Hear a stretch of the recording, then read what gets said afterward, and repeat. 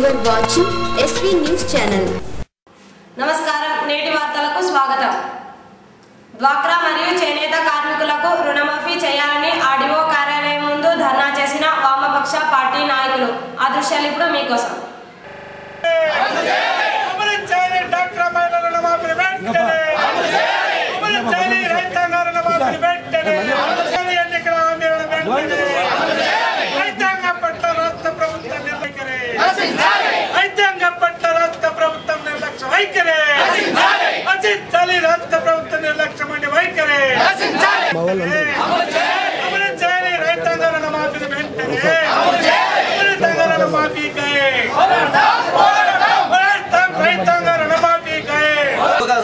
అంటే అభివృద్ధి అనేది వికేంద్రీకరణ జరగాల. అన్ని ప్రాంతాలని సమానంగా అభివృద్ధి చేసే పద్ధతులను మీరు నీ యొక్క రాజధాని నిర్మాణం ఉండాలా, దానికోసం బడ్జెట్లు కేటాయించాలా, కేంద్ర ప్రభుత్వం తెచ్చే డబ్బులు కూడా అటువంటి పద్ధతులను ఖర్చు పెట్టాల్సిన అవసరం కూడా అని చెప్పి ఈరోజు మనం చంద్రబాబు నాయుడు మనం చెప్పదలుచుకున్నాం. కానీ చంద్రబాబు నాయుడు మాత్రము ఇప్పటికి మన యొక్క మాటలు వినే పరిస్థితులు లేడు.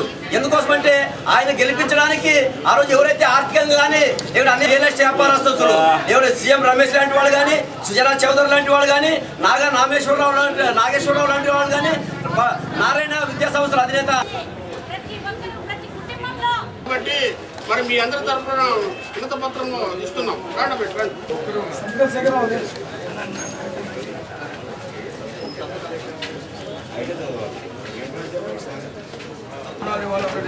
గౌరవ రైతులు రైతు మిత్ర గ్రూపులు ఉద్యానవన పంటలు గొర్రెలకు పెంపకము, చేపల పెంపకము, డైరీ వంటి అనుబంధ వారందరికీ రుణమాఫీ అమలు చేయాలి. రుణమాఫీ కుదిరితే జీవనం 174 సవరించాలి. లక్షలాది మంది డ్వాక్రా మహిళలకు రుణాలు రద్దు చేసి పెరుగుతున్న వడ్డీలను నేటి వార్తలు ఇంతటితో సమాప్తం. నమస్కారం.